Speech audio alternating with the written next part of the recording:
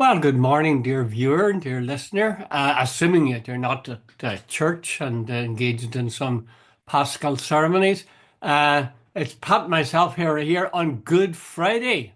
In fact, we have made a vow, isn't that right, Pat? We've made a vow to make Good Friday great again by the end of this, by the end of this Yeah, podcast. Okay. yeah, No, stand back. Oh, the other thing, I keep forgetting this, dear listener, for God's sake, and for the sake of everything decent, look at the bottom of your screen. There's a little button saying, or a long strip saying, subscribe. Hit that, hit it, hit it, hit it. So you'll know when we're on and you can enjoy us all over again, making everything great again. Right, Pat? absolutely. Yeah, And if they want to, but if you want to hit a thing saying like, we'll appreciate that too. But that's up to you. And we do welcome the comments people make.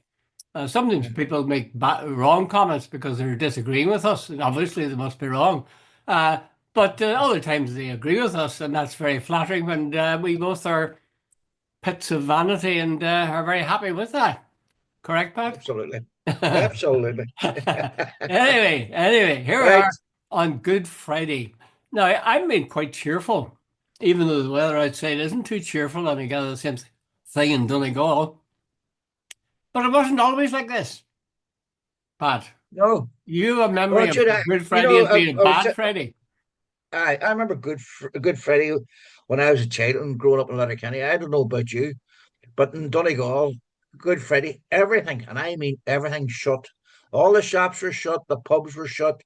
There was a mass, I think, about maybe 10 o'clock in the morning, and then there was this. I can't remember. Was it sort of at about 3 o'clock in St. John's Cathedral? I presume it's the same all across the island. Where there was this, it was the Passion of Christ or something it was called. I Yeah, can't yeah. remember what the exact title it was, and it was this absolutely unbelievably what we say, Jude, the ceremony. There was all the priests nearly of the dioceses were there. It went on for 2 or 3 hours. Now, Jude, see when you're about 10 or 11. No, and I want to put on the record, this is not disrespectful. Like, I do genuinely believe that Jesus Christ was probably not probably, he was the greatest human being that I ever loved. But I remember being bored out of my skull. I was absolutely bored of saying, Jesus, when's this going to be over? When can I get out of here? I know the priest would start singing this thing, and then there'd be a homily or something, and they'd read a passage of a gospel, and it seemed to go on forever. And then they would sit down, and then it would start again. But 2.5, 3. I remember the thing started at 3 o'clock, and it finished somewhere after 5. And Jesus was like, "Was I happy to get out of there?" Well, my memory is of Stations of the Cross. I think there was Uh, 14, and the church would be pretty full, and the priest would go around and he would say, describe each one of the stations of the cross, and Jesus falls, and Jesus meets his blessed mother, and so on. uh, And there's a lot of respect. In ways, I'm torn two ways with it. Number one way is that there's no denying that, the crucifixion and the resurrection are central to the Catholic faith. They are the yeah, core of the whole thing. So it makes perfect sense that that should be a central feature of the liturgy, especially at Easter. yeah, No doubt whatsoever. But I'll have to also confess that, like you, Pat, I was bored. I was more than bored. I was kind of frightened by it. My memory of yeah, Easter is, uh, uh, no, we couldn't even put on the wireless. Um, yeah, as you say, there was no yeah. shops open, Same in our house. Yeah, there was no wireless or no and TV. you You felt weren't you allowed to go daren't to. even smile. Yeah, In yeah, case you're being yeah, disrespectful. It really was. I don't blame Catholics for wanting to celebrate or not celebrate, commemorate Easter, whatever they want to call it, yeah. Good Friday. And of course, you're going to have Mhm. sort of fairly downbeat thoughts if you're talking about the crucifixion of Christ. But at the same time, I think that those ceremonies have a long way to go before they'll make a connection with Catholic people, where they'd go to Uh, them and get something out of them. By the way, I think Eamon McCann, I think it was Eamon McCann, apologies if it's not, said that whole thing, about the crucifixion, that it was a church formed in violence, and dude, there was something you said the word frightening. And dude, the whole thing about crucifixion and the horribleness of it and all the Uh, rest of it, uh, you know, there is something about that that's so a bit strange, that whole thing, Uh, like Jesus talked about peace and uh, compassion and understanding, and uh, yet the whole thing of the basis of the church as crucifixion, that he died for us. He yeah. died a horrible death for us. Well, first of all, don't forget, Imre McCann's an atheist. I know, And but he the said point he doesn't became an change. atheist. He told me, in fact, that it was after a retreat in the college that he was lying on the lawn. And he suddenly said, I don't believe in any of this at all. So Yeah, I take anything he says about the I Catholic but Church.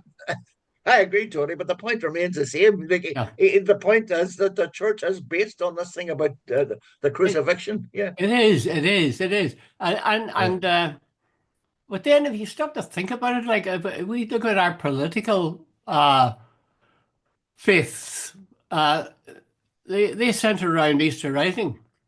And the yeah, Easter Rising was successful because 12 guys or whatever the number allowed themselves to be killed, allowed themselves, yeah. and they saw that in advance. They knew that they were going to Oh, die. the symbolism of it. Yeah, yeah, definitely. So in the same way that we say, yeah, the killing of them was terrible, and yet crowds of people line up in Kilmainham jail. I'll bet you if you were at Kilmainham jail today or over the weekend, you'd have lots of tours of, what happened there, right out to the Yeah, Stonebreakers Yard where the guys are propped up and shot. yeah, So in a way, it's a sort of political version of religion. But yeah, I'm with you, Pat, in that I used to long for Good Friday to be over and get to yeah. Holy Saturday, and my memories are of the sun coming out on Holy Saturday. Uh, And then at the end of Lent too, I don't know if we were off sweets and off smoking and all sorts of when stuff, we were children, all that stuff. and you were so glad to see an end to it.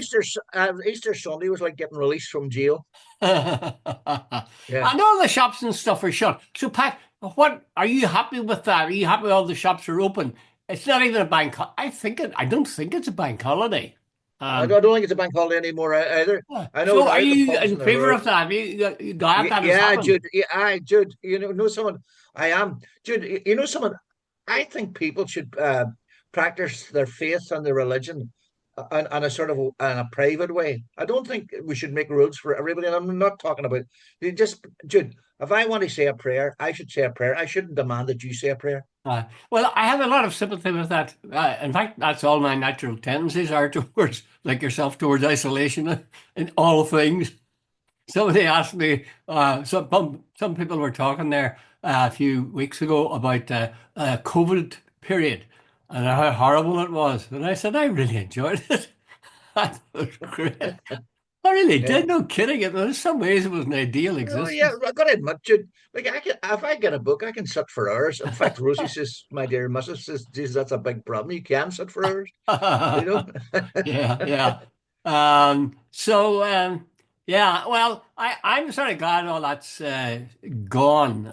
But again, I can see maybe like with so many things, we tend to ricochet between one or the other, We either have total gloom or else we pretend, there's no point in going to. But but maybe the point we're both making is it's what Good Friday now is reflective of a massive change in society norms. Mm, Jude, what happened? I'm talking 57. Well, I'm 71, so this is what I'm talking about 60 years ago. Uh, like what I remember from childhood was a very dour, dark yeah, yeah. Good Friday, nothing happening, silent streets and all the rest of it. Now I go out and if I go up the street in Derry or go up to Letterkenny, my hometown, the place will be vibrant. There'll be people around. The shops are open, the bars are open, and all the rest of it. Maybe in a way we should reflect on the life and death of Jesus Christ. But the other side of the story, Jude, is I think I remember thinking it was a horrible way to spend a day. Yeah, especially for youngsters, I think, Yeah, I think if you're a mature person, you could see how you could appreciate that I maybe. go to a church and spend 10 minutes or 15 minutes Uh, reflecting, yeah. but hey, 3 and 4 hours, yeah, Yeah, yeah. you said something there, Pat, and I find it very interesting because I apply it to a number of things. You said that if you were going to say a prayer or whatever, that you would do that in your own, and that you wouldn't need to go into the church and with a bunch of other people. And I have a tendency the same way. No doubt about it. I'm a sort of an individual, but in fact, if you think about Christianity, Christianity was, I mean, the first Christians were a very tight little bunch, you know. Yeah, They really adhered together, and that was part of the Christianity. It wasn't just, I'm a solo Catholic. It's like a football team. yeah, You know, they yeah, worked together, and if they didn't work together, it was all very well a guy, you know, doing something dazzling in a solo run, but that yeah. isn't the way the game is really played. I think No, in some no. ways you could say the same thing about the church. The thing about the church, of course, with other people is you have to love them. I know. Yeah, That's always yeah. a challenge for me, a Yeah. serious Well, when you challenge. think about it, Jude, make your point.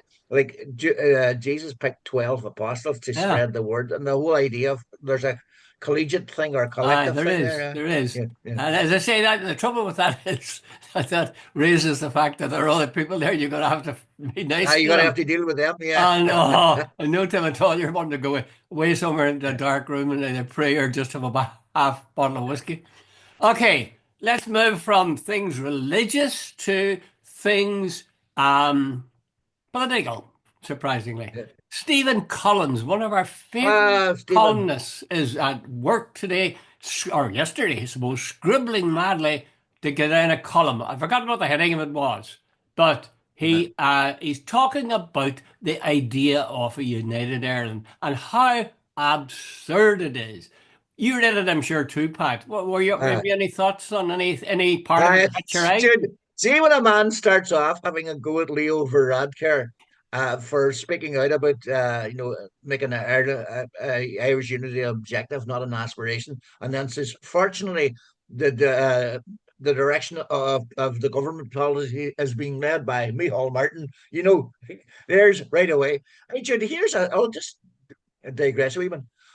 What Stephen would feel like if Kildare, Dublin, Wexford, Waterford, Louth, etc., were the six counties that are under British rule. Would he take the same laissez-faire, like leave them up there? He was, by the way, Jude, the background to it, the thing was, what do you call him? Rory McIlroy now describes himself as Northern Irish, which is bad. And Stephen Collins is suggesting that while Sinn Féin's, and by the way, they always try and explain away Sinn Féin's uh, rise in popularity by a whole lot of things. But anyway, he's saying there's a rise in popularity from Sinn Féin, but that does not mean that there's a rise and the whole idea of Irish unity.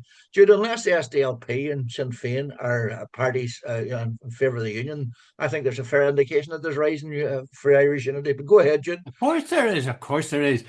The thing is, he starts quite early in the article, and I know we're kicking Stephen once again, uh, Yeah. but he deserves it. He deserves a good He's, kicking. he's, he's the Alliance Party of their South. That's what He's he more is. than Go that. ahead, Jude. I think he's Yeah. more than the Alliance Party. Unionist, Anyway, all right. he says he quotes of all people Seamus Mallon, and he Uh, says that he visited Seamus Mallon. I think maybe shortly before he died, but anyway, no, Seamus Michael Mallon. Martin did. No, Michael Martin did not. Oh, Neil Stephen. Martin, that's right. Yeah, Neil Martin visited him. And Seamus Mallon said, when are we going to realize we have to learn to share this place? Now, I would agree with every word of that. I'd Rubbish agree that it's discipline. very important we have to learn to share this place. But that doesn't mean we shouldn't be striving for political unity. I'm getting very, very tired of people who say, let's learn to live together. Yes, okay. Yeah, But everybody else says, let's form a state and live together in that state. yeah, So what is yeah, wrong with that? And this idea that Collins talks about the potentially massive financial cost and the abandonment of cherished cultural symbols such as the Irish flag and the anthem, and indeed the Constitution itself, and the idea that they one day a tricolour be flying over Stormont. He really is an agent provocateur. Would you agree? yeah. Jude, let's get this clear. If we come up with a better constitution, brilliant. If we come up with a better flag, brilliant. If we come up with a better national anthem, brilliant. Nobody says that these things are set in stone. And I have yet to hear anybody say the national anthem is one of the most wonderful national anthems ever globally across the planet. That's not a great national anthem. Let's get that bollocks out of the road.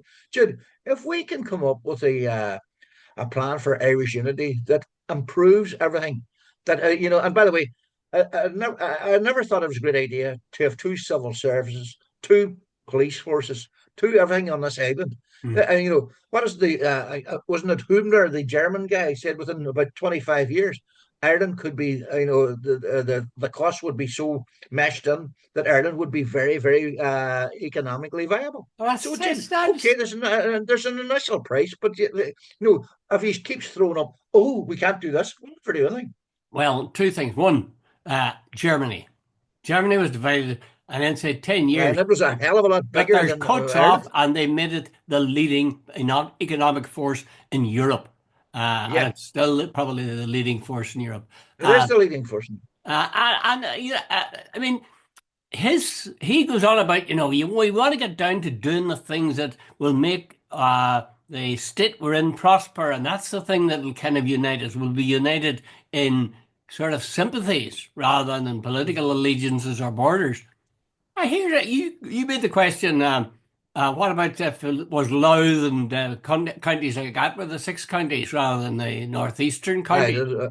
But yeah, I would put it to Stephen, what about if you were in Greenland and it was mm, invaded, or Ukraine and it was invaded? Would you say, oh, the thing to do is get on with your daily life? If you want to get along with yeah, your neighbor, get on with your daily life. And I don't forget about that. I'll highfalutin stuff about Russians coming in or Americans coming yeah. in and seizing our land. Let's just plan and cooperate together. Northern nationalists are supposed to give up their own identity. They're supposed to accept some sort of second. Dude, Northern Ireland is still ruled by Britain. The influences of it are still British. And you can dress it up all day long. It's not as bad as it used to be. That's true. And it isn't. But see, as I always remember Frank Kern, he's long gone now, who was the editor of the Derry Journal before me. And he came out one day and we're having a simple conversation. He says, Pat, I have never felt free in the town I was born in. And Hmm. that often stuck with me because he said he didn't feel his Irish identity was never officially recognised. And Jude, even to this day, the official Irish identity is not. It's denied a lot of times by the Brits, and it's certainly denied by the Unionist parties. Try and how much. Look at how much effort. Casement Park, even a simple example of that, it's been denied. The Irish Language Act took so many years. There's even the denial now about what's the latest one about Irish place names at the Grand Central Station and all Yeah. this, even though there's Ulster Scots up there already, Hmm. so all that sort of stuff. Yeah. Well, I see. You're pointing out that people in the northeast, six counties, that we've been denied, and we're not comfortable still. And I agree. But if Irish people, are truly Irish people and concerned about their country, which they know in their heart is 32 counties, they Yeah, should be just as aggrieved on our behalf as we are ourselves. That's what annoys me. That they sort of seal off the border themselves and say, "Ah, sure, we're getting on grand. Look at it, aren't we?" And this is why, jokingly, I correct you anytime you say country and I say state, because yeah, it is a country and it's got 32 counties, yeah, and it's so easy for the South to look inward and say, "Oh, that shite up there in the north is just a headache, and I don't want to hear about it yeah, anymore." You yeah, know, but it's our yeah. duty, Pat, to make them think more about it. Do you know if it was the six southeast counties, not the six northeast counties? I wonder what Stephen and all these Michael Martin. No, Michael Martin was done about Cork and he was denied no for years. He's right to speak Irish or play GAA or his education system was or whatever freedom to a whole lot of things. I wonder would they take this sort of attitude? See them Northerners up there causing nothing but trouble. Jude, have you? I think Michael Martin would need to come and live in Northern Ireland, drop his the Northern Ireland, sorry, drop this sort of thing down south, and see what it's like for you. Jude, the people between Derry and Donegal are the same people. Their attitudes are the same. See, when somebody dies, the obsequies are the same. The people go and visit, bring tea and all the rest of it. I think there's a sort of a thing down south that they think we're different species up here. It's annoying. A final before we leave this and the Irish Times. Stephen Collins, as our listeners and viewers will know well, we keep coming back to him because he keeps writing these articles, which are essentially unionist. essentially Yeah. supportive of unionism. And he's entitled if that's the way he wants to be. But I would say to the paper of record, when's the last time you allowed a columnist or you had a columnist who came on and spoke with the same authority and insistence about the need for Irish unity? We are Yeah. hearing loads of arguments against, particularly people like Stephen Collins.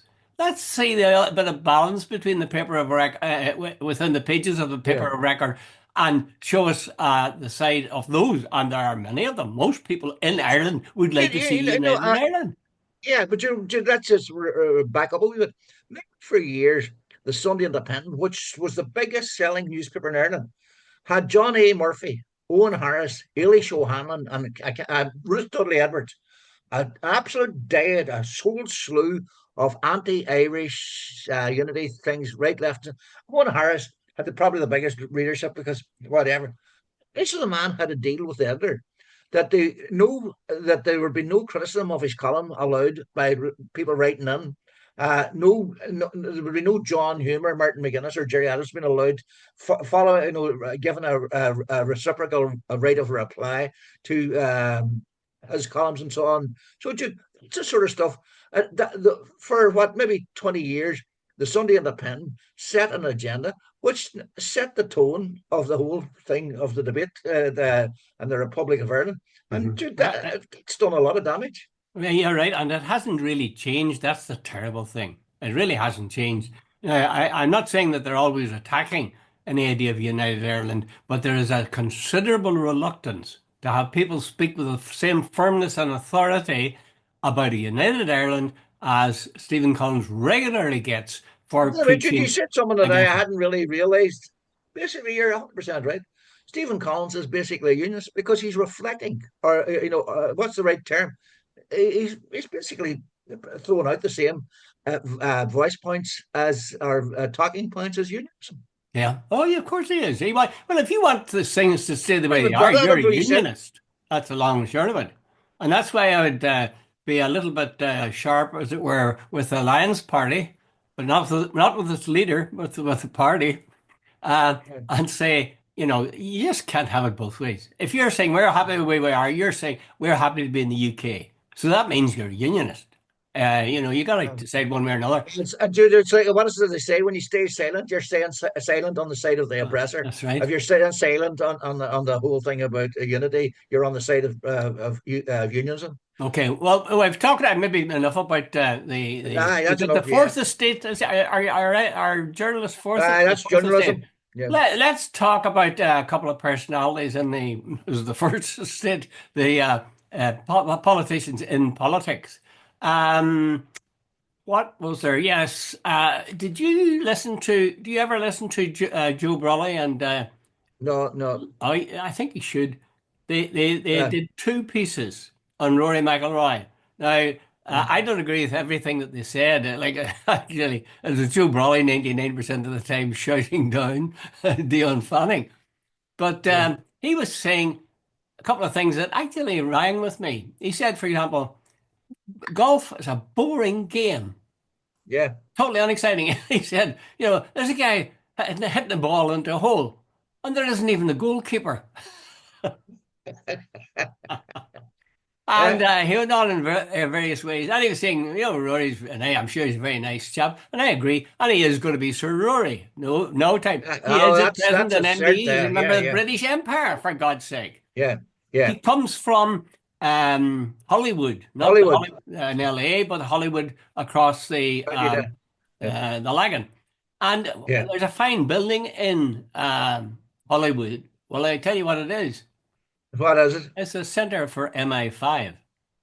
Oh, good God. Yeah. And I mean, there was some consternation at the time, but it sort of slipped off. MI5 is based in I could look Hollywood. out the window nearly and see it. Yeah. It's not that it's hiding. That's where the palace barracks were Oh, during yeah, the yeah. I Troubles. remember the Palace So Barracks. Yeah, yeah. they have built a big house where for the MI5, which shows you, you see, the British Army may be off the streets, but by God, they're They're keeping tabs on the yes. wall. At Yeah. this very moment, Pat, they're probably looking at a screen, looking at you and all the things you're saying about them. Hey, Dad. Hello, mother. Hello, mother. Yeah. Yeah. Okay, let's go on to another politician. Jude, hold on a minute. No, excuse me. Let me interrupt you. Do you realize that today is the birthday of our first among equals on the Exactly state? what I was going to say. I was going to say it's the very man. Today, Man, Michael D. Higgins is 84. Happy birthday to you. to Happy you. birthday to Happy you. birthday to Happy you. Happy birthday, dear birthday, Michael Michael D. D. Happy Happy birthday birthday to you. I hope you aren't thinking about a third term, are you? No, oh, that's okay. Now, there's a very nice piece in the Irish Times again about him, and they say he was so active in such any cause, any left cause, particularly Nicaragua, East Timor, Chile, El Salvador, and so on, where there were right-wing dictatorships in place. Um, and they said, he did good things.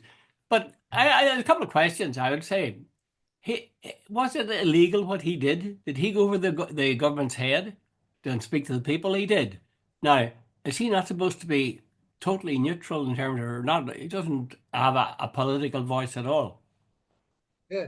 By the way, it was always, what would you say? It wasn't policy he was talking about. He was, if you state, yeah, it was always, what would you say, statement. If you said the housing situation is dire and so many young people in Ireland can't get a home, Yeah. is it politics or is that stating a fact?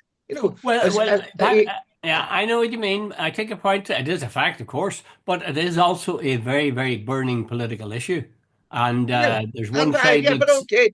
No, no, in other words, as a president to be so emasculated that all he can stick to is, I know, cutting a ribbon and saying, "Oh, isn't it a nice day?" well, can you? He's the first citizen. Hold on a minute. Uh, He's the first citizen. And he says, right, there's a big issue about Ireland's attitude to Gaza. That what I see in Gaza as a human tragedy. mm. Is he not entitled to say, as a human being, as president of Ireland, what's happening in Gaza as an absolute, and my heart bleeds for the people there. Oh, that's political. No, it's not. Well, I think it is political, Pat. It's not No. that I would actually. I'm glad he does speak out about these things. Mind Mm. you, I'm always struck by the fact that he gets very excited about the countries the further away they are. I don't remember him ever speaking about the North, apart from saying that he was the president of Ireland and therefore that included the North. Uh, Hold on, wait a minute. He remember that the foundation of the state. Remember, there's some big. I was at Armagh Cathedral oh yeah, last year, the year before. aye, Was aye. to honor the foundation of the state. And when he said he wouldn't go I know, because man, he I said know. that the Aye, Queen then didn't go. aye. So Well, hold on, Doctor Collins. well, okay, Go ahead. I accept that. So once. How long has he been in the Irish? 7 years. Oh no, sorry. That's he said it was going to be 7 years. It was actually 14 years. Right. So in Aye. 14 Hey, years, he shows his that attempt at humor was as if you didn't know he's only there. Go ahead. Yeah. in 14 years, he does a Yeah. striking political action and stays away from Armagh. I like him. He's got beautiful Irish. His heart is in the right place. He's a lefty, and therefore I almost automatically adjust with that, or sympathise with that, or empathise with that. But I think we've got to be realistic. I think if the head of state is supposed to be neutral on political matters, then it'd be like Queen Elizabeth or King Charles speaking out. But Queen Elizabeth, and as far as I know, King Charles, don't speak out on things that are obviously aligned with one side of the house. For example, whenever Michael D spoke out about housing, I applaud him 100%, but actually it was political because the people who are handling the hot potato of housing are the government. And the No, people who are Judy, see, saying I you're making disagree with you screwing the totally. whole bloody I thing think up are the opposition. I said I condemn the government's policy that it's not enough. I would say you're right. You're right. Okay, But if but he says that the young people of Ireland are emigrating because they can't find homes, that it's that it's a major issue, and he's not having a go at anybody. He's just someone. And by the way, Jude, that is factually correct. And if he's saying what happens in Gaza, like he's anti-war and pro-justice, his whole life has been on those bases, and he's had to go at various I, wars across the world. No, right, Jude, to sort of say. on a generalized basis, look, we've got a major issue in housing.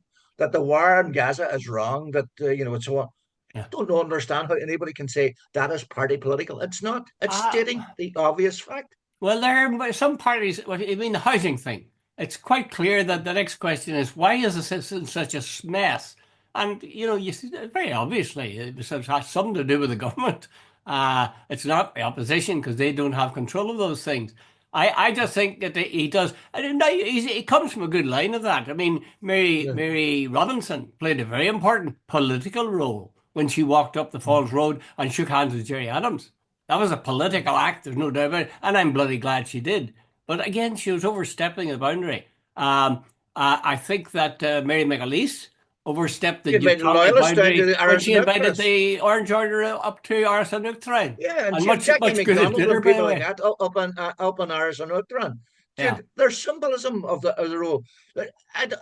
Jude, I think really what the presidency it was about symbolism, about reaching out, about speaking on behalf of the people. I yeah. don't buy it that it's party political to state the obvious. Well, we're maybe splitting hairs here over the actual, definition of the wording of this. But I think I'm glad he's done the things he's done. I'm glad other presidents did the things that they did. However, I think you're on a heading to nothing if you say that he has never spoken out on political matters, or Mary Robinson has never performed a political act, or Mary McAleese wasn't acting in a sense politically when she invited Orange men to come and have a hula in Yeah, Arsenal. Yeah, okay. yeah. Like, Uh, how long have we right. got? We've got 5 minutes. Good. Okay. Pat Leahy has an article, and he's talking about uh, people in the South concerns about the way things are going. That every so often that worries me a lot. Yesterday, I heard somebody saying, we're about to embark on a trade war with China, a sort of a cold war. And then he said, or maybe it'll be a hot war. And my Yeah, heart sort of sank. I mean, the very thought of warfare among a world war is not yeah, something, that phrase, a world war, has been used quite a bit of late. Now, in this yeah, Pat Lee's article, he says more than 8 in 10 people, 82%, say they are more worried about the future because Trump was re-elected. Uh, yeah, and it's the wealthier and the older who are most worried, but at the same time, 81% of young people who are not yeah. necessarily all that rich are very worried. Nearly 6 in 10 voters say that the EU should try to negotiate a trade deal at all costs. Mm. Um, would you agree with that, by the way, Pat? No, definitely No, not. I wouldn't either. I totally disagree with that. See, the Trump, when the minute the Chinese stood up to him, and he's already trying to, apparently, he has tried to ring the President Xi and so on, and China and so on. America, Trump is the type. If he gets 10%, no bother, it'll be back next year. Oh no, this we're looking for 20. He's got to learn that he just can't walk all over everything. And I think he sees weakness as something to be exploited. And the minute he gets his way, he'll come back looking for more. So I think the EU's got to say to him and China, go basically put it mildly, fuck off. You're citing the doctrine of the crocodile then. Yeah. They feel it. But Judy, he started this the minute anybody gets into him. Like Judy, he's done it all over the place. He's got the Republican Party now. There's a Murusky, one of his own senators, has come out and said the party is absolutely frightened of him because anybody speaks out against him, he absolutely goes for them, and they're gone. They're toast. I read an article, I think it was today, maybe today or yesterday, and they were saying that, the way the thing that really made Trump draw in his horns was the bond market, the way that The markets, it's yeah. getting Mm, shaky. It is a very sort of the center of the yeah, political as well as the financial system. This guy was saying that the reason that happened, or a very big part of it, was that the new leader of the Liberal Party in Canada, who is, yeah, if ever there was a financial expert, it's him. He, over the last year, has been buying up bonds, yeah, which seemed to be a very normal, sensible thing to do. But as a result of that, Trump realized that this guy's got an awful lot of clout because he got a lot of American bonds. So Is this Mark Carney you're on about? Mark Carney. So he Yeah. figured that Trump figured that, or maybe his advisors figured they better watch their step. And it's noticeable when Mark Carney spoke out, he didn't come back hot and heavy on him at all. He sort of, No, he referred to Trudeau as Governor Trudeau, and I mean, he doesn't refer to. He calls no, him Prime Minister Carney, and so on. And he, by the way, he tried to ring Carney, and Carney kept him waiting. So, very nice, in other words, very it's good. the days of just trampling all over Uh, everybody's maybe. There's an election on in this, I mean, in the Canada, and Yeah, yeah, they have really turned around. Your man Carney has really turned around the political fortunes of the Liberal Party. When he yeah. became leader, there were something like 24 points behind. Now there's something Right. like 10 points ahead, or five Yeah, anyway. yeah, So, I mean, yeah. that's remarkable. We'll have to get our man McCaffrey on to talk about that, won't we? To talk about what's changed. And the other But thing, anyway, I think Carney has a sort of calm demeanor, and the way, But by the way, Japan was also selling American bonds, and the Chinese.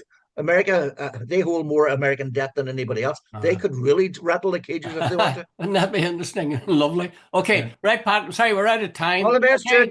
Okay, okay, we'll Bye. talk to you again. Thank you very much. Have a Talk to you Monday. Happy Easter, and Happy Easter to a you great Good and Friday. all our viewers and listeners. A great Good Friday.